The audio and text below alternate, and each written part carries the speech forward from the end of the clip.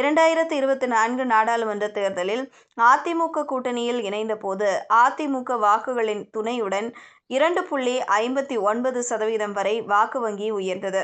இதனை தவிர்த்து பார்த்தால் தேமுதிக தனிப்பட்ட வாக்கு வங்கி இன்றைக்கு பெரிதாக இல்லை என்பதே அரசியல் கணக்கு. வாழ்ந்து கட்ட ஜமீன்தார் மனநிலையில் அவர்களுக்கு இருக்கலாம். ஆனால் 2016இல் கலைஞர் கருணாநிதி அழைத்த போதும் கூட்டணிக்கு செல்லாமல் தங்களே தங்களை ஓரங்கட்டி கொண்டதும் ஒரு வரலாறு. இன்றைய சூழலில் நாங்கள் இல்லாமல் ஆட்சி அமைக்க முடியாது என்று திமுக அதிமுக இரண்டையும் மிரட்டும் தோரணை கட்சியை அரசியல் நகைப்பிற்கே உள்ளாக்குகிறது என்றே விமர்சகர்கள் சொல்கிறார்கள்.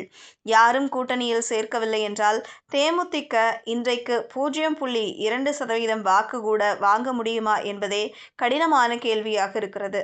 மொத்தத்தில் கடலூர் மாநாடு கூட்டணி அறிவிப்புக்கான மேடையாக இல்லாமல் பேரத்தை உயர்த்தும் அரசியல் சிக்னலாக மட்டுமே மாறியிருக்கிறது என்பதே தற்போதைய அரசியல் நிபுணர்களின் கருத்தாக உள்ளது.